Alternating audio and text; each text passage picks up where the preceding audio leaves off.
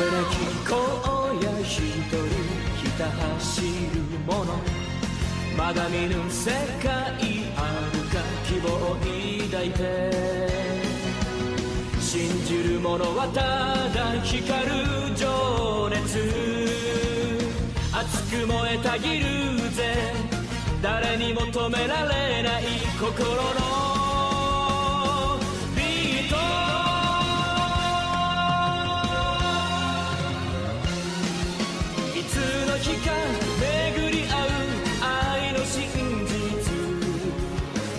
世界の何もかも俺のもの友情で結ばれた熱い絆よ邪魔はさせない我が道行くぜ戦え戦え戦え戦え戦え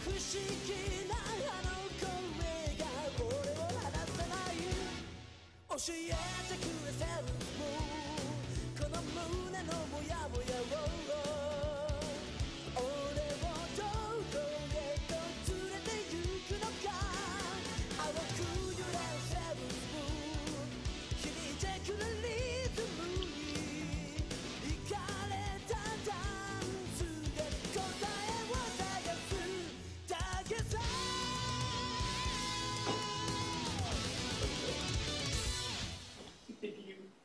Alors voilà, rebonsoir. Alors, oh là, pendant que ça se relance, hop, non.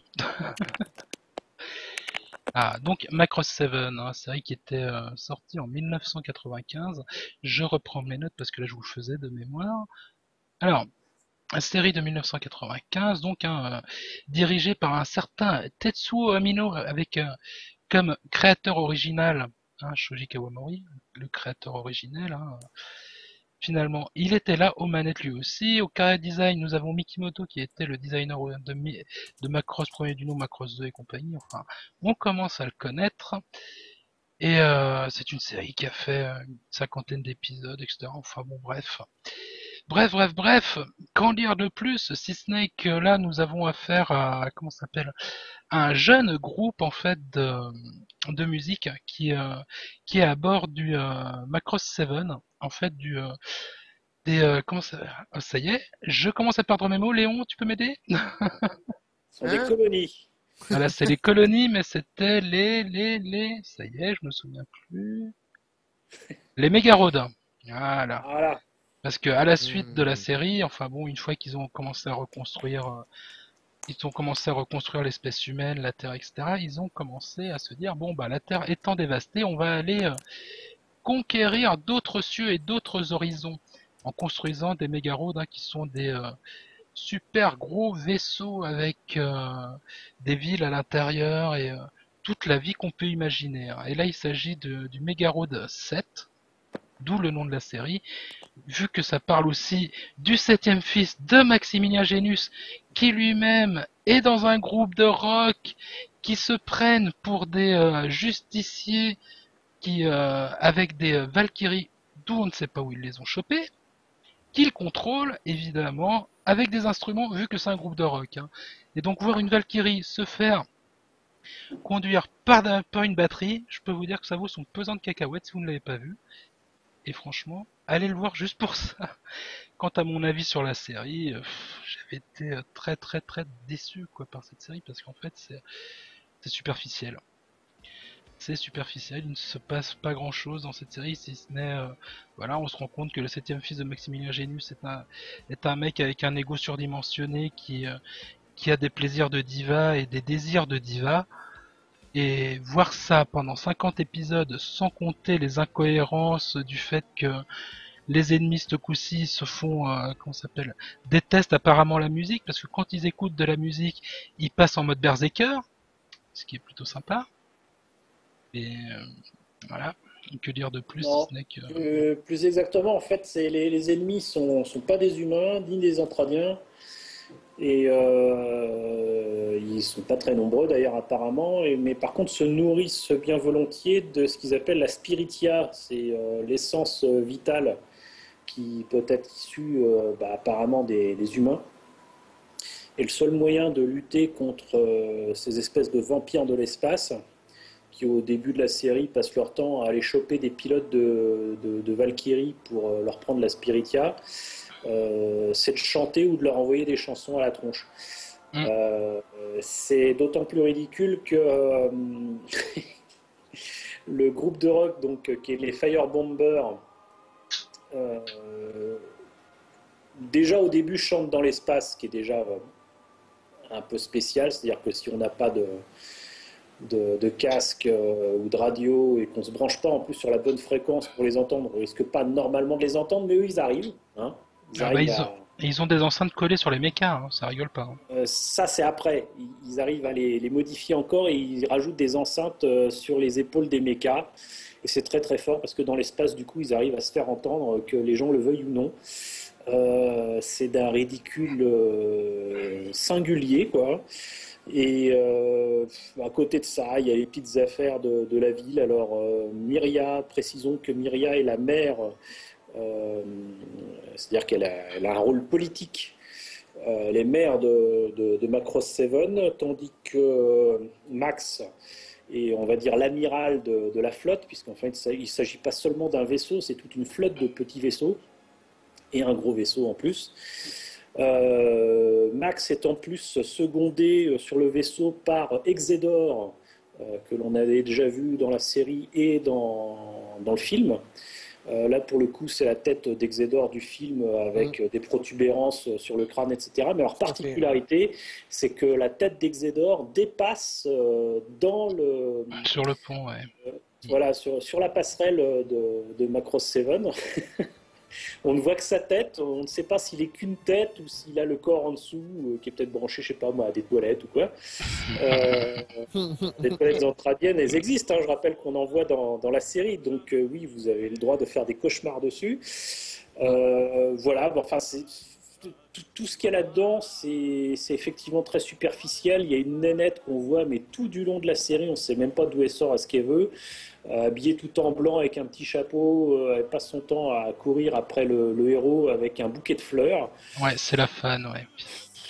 La groupie de base, voilà, c'est vide comme c'est pas permis.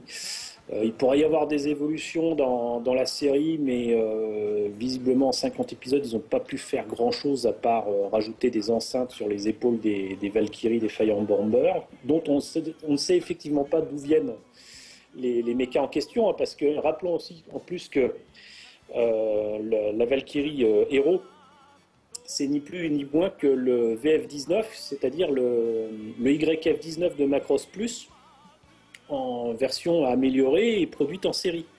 Ce qui est d'ailleurs normalement pas possible.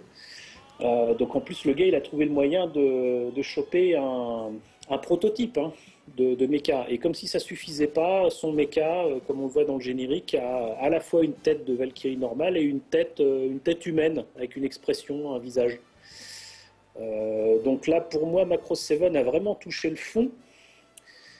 Parce que, mis à part quelques idées intéressantes et surtout des musiques et des chansons, effectivement, vraiment très bien. C'est une série qui visiblement visait sinon un public plus jeune, sinon carrément féminin. Et vraiment très shoujo, quoi, parce que c'est. Il y a même plus de mots pour dire quoi que ce soit. Enfin, très Ah oui, non, shoujo, mais c'est clair, c'est je sais clair, c'est pas, clair. enfin, moi pour le coup, ils ont essayé de Mm. rajeunir vraiment comment ça s'appelle, j'allais dire le lectorat. Non, mais les gens qui regardent cette série, l'audimat, Le public, les le spectateurs. public, Spectateur. mais Mm. ça reste problématique. Enfin, je sais pas si à ce moment-là, si à cette époque-là, les jeunes étaient aussi décérébrés que ça, mais quand c'est arrivé chez nous, quand on a commencé à voir les animés, les laserdiscs je l'avais vu en laserdisc d'ailleurs à l'époque, ce qui était très drôle parce que je l'avais vu en même temps que Macross Plus. Alors imaginez un petit peu le choc, quoi. D'un côté t'as Macross Plus qui est une œuvre, je trouve, majeure de la Japanimation, et à côté t'as ça, qui est censé être les mêmes auteurs, censé être la même timeline, censé être... tu te posais Mm. juste la question du mais où est-ce qu'ils vont?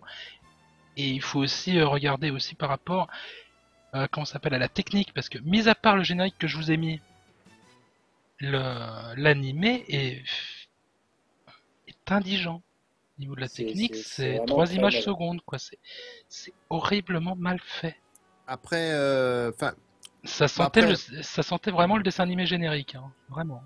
après, ouais, moi je vous rejoins un petit peu tous les deux. C'est vrai que j'ai pas la même expérience par rapport à Macross 7 parce que moi je me fiais beaucoup à ce que je lisais dans la presse spécialisée à l'époque. Et quand j'ai vu le pitch de départ de Macross 7, j'ai vu le look.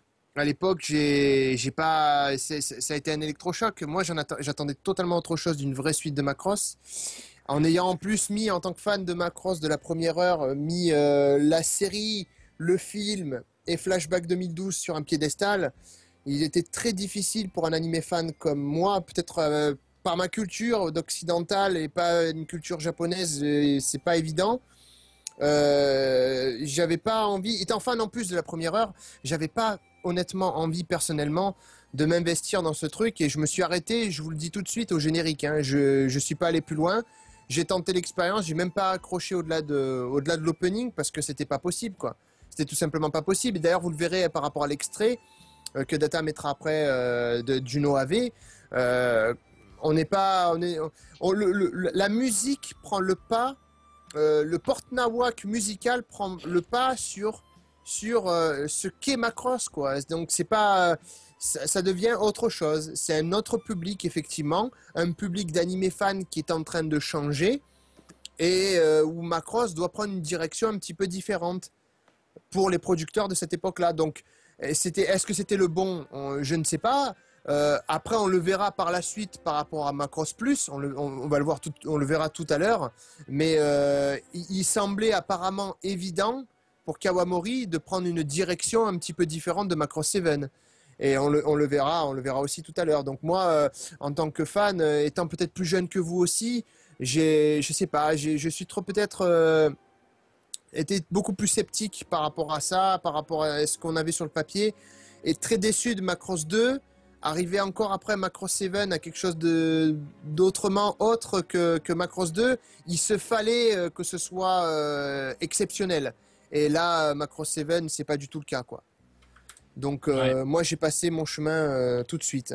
J'ai jamais Voilà. été aussi content d'apprendre qu'une série japonaise animée ne passerait pas à la télé, quoi. Ça aurait été la fin de tout. Mm. Parce que à cette époque-là, bon, de toute façon, c'était. Rappelons aussi le contexte, hein, au Japon, évidemment, c'était différent, mais en France, 95, c'est quoi? Bah, c'est la fin du Club Dorothée, le début du marché vidéo, Mm. qui allait devenir très vite florissant, hein, quand même, mine de rien, Mm. avec énormément de titres inédits. Il faut quand même le rappeler, hein, que ce soit du Lodos, du Blue Seed, etc. Mm. Avec notamment au début c'était Animé Virtual, ensuite Kazé et plein d'autres s'y sont mis là-dessus. Puis n'oublions pas Manga Vidéo qui malheureusement a aussi amené beaucoup de choses en doublé absolument ignobles. Mais il y avait quand même une offre intéressante avec des choses qui ne risquaient pas de passer à la télé. Donc à la télévision, plus de dessins animés japonais. Et passer un truc comme Macross 7, à mon avis, que ce soit à la télévision ou même sortir en cassette vidéo, ça aurait été un peu compliqué. Mm. Un peu compliqué. Mais par contre, du coup, c'est.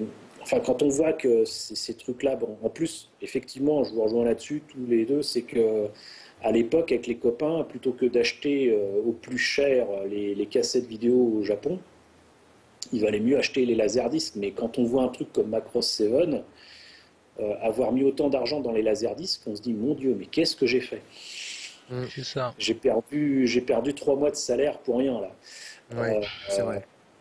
et j'exagère un peu, mais non, c'était quand même de fortes sommes d'argent à chaque fois. Il fallait mettre Tout entre à fait. 500 et 1000 balles pour avoir un laserdisc qui, surtout pour une série télé, je crois qu'il y avait peut-être quoi, 3 épisodes. Euh, Ouais. Pour le premier, il y en avait 4. Mais et n'oublions pas qu'en plus, il faut encore une fois, je le disais la dernière fois, avoir le matériel, c'est-à-dire qu'il faut avoir la télévision NTSC, le lecteur Laserdisc NTSC, tout le matériel qui est compatible. Donc c'est un certain engagement financier pour voir des choses, on espère, de qualité. Bah, Macross 7 ne correspond pas du tout.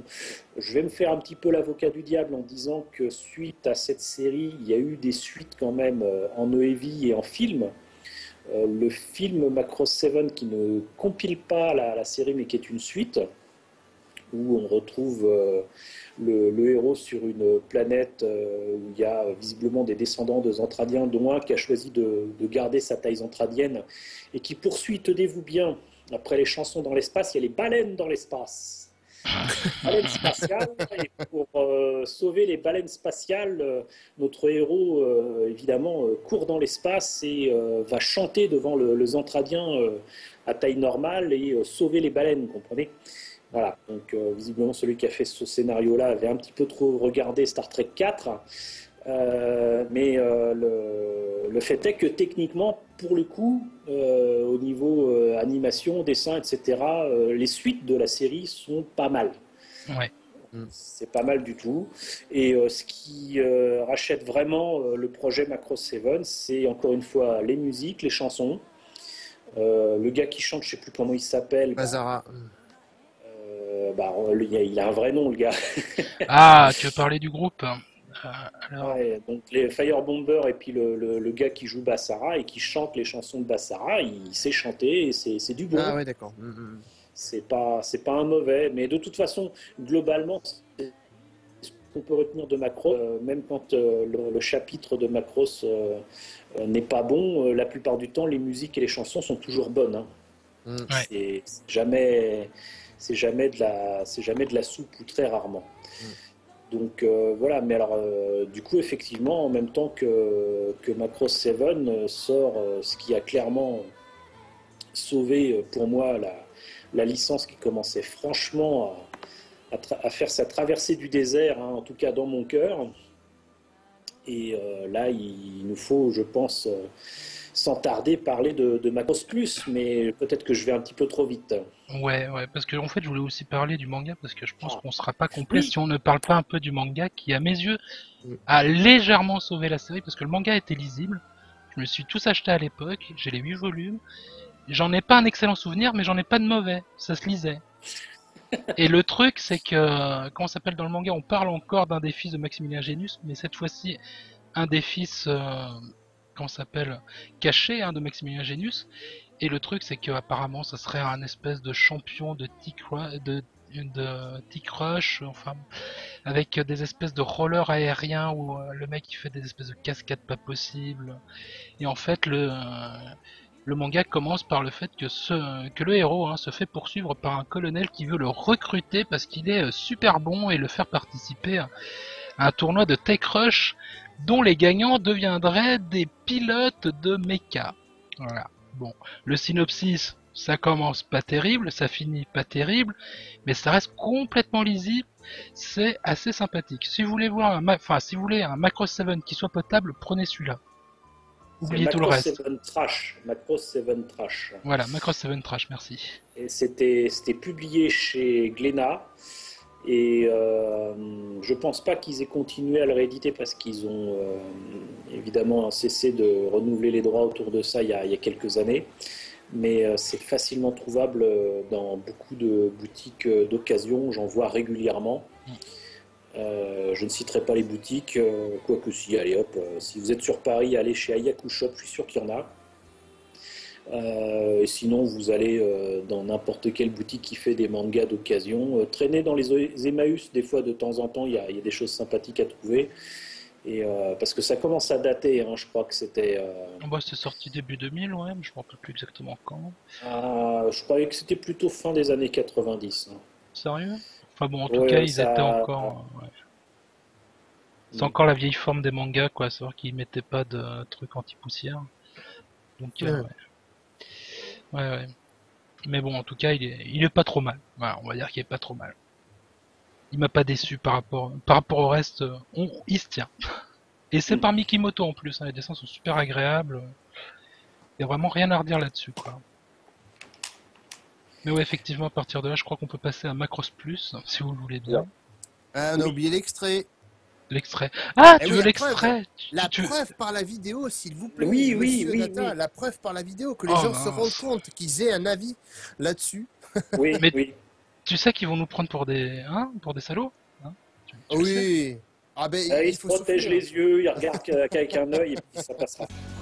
Ouais, vas-y, balance. Alors, juste 3 secondes, là, la technique, tout ça, tout va bien. Et puis je balance, hein, vous en avez pour 4 minutes 30. Ça va être magnifique. Donc, si vous voulez vous prendre une pause, c'est le moment. Oui. Et je parle pas qu'à mes co-casters, je parle aux autres aussi, hein, parce que ça fait mal aux yeux ce qu'on va voir. Et hop, à tout de suite.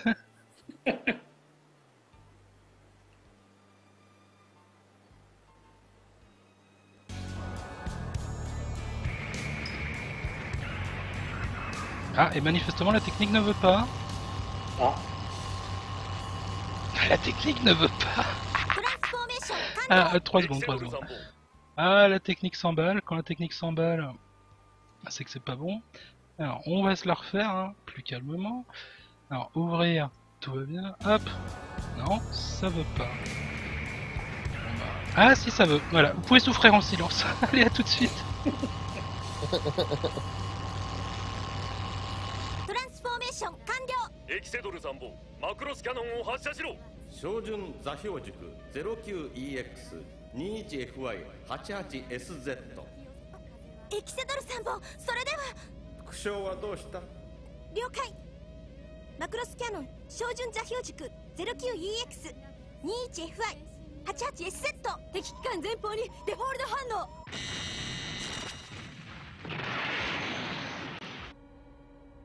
あ、しまった、奇襲か。歌っつうのはこういう風に聞かせんだよ。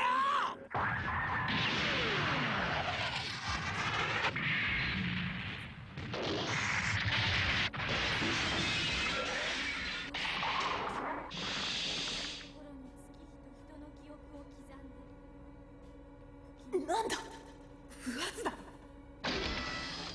行くぜ。 Let's go 突き抜けようぜ夢で見た夜明けまたまた遠いけど Maybe どうにかなるのさ愛があいつだけ俺の歌を聴けばこれは袋が死ぬ。二つのハートをクロスさせるなんて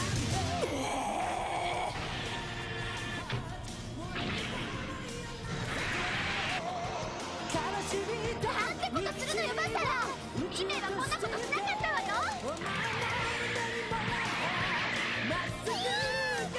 から言ったのよ。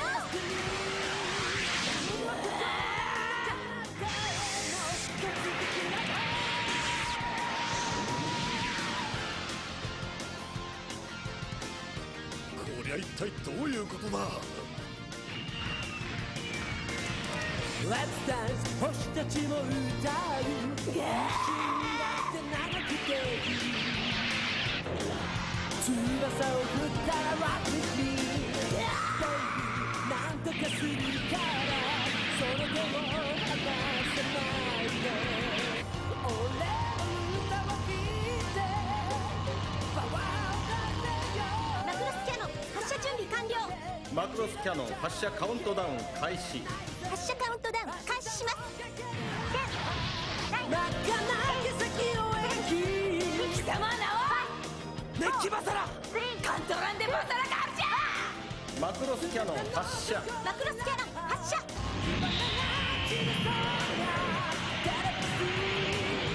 溢れる想いは流線形突撃ラバ敵への損傷はゼロ。マクロスキャノンは大きくそれました。と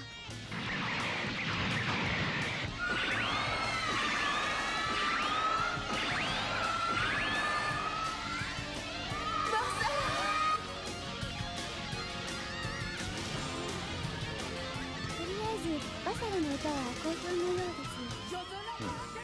どういうことだエキセドル参謀。さて慣れない召喚で地と目標を見誤りましたかな。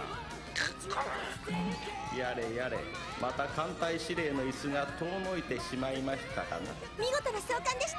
エキセドルさんも今度デートしてください。おじさん恥ずかしいですが。明日はできるラバ真っ赤な奇跡を描き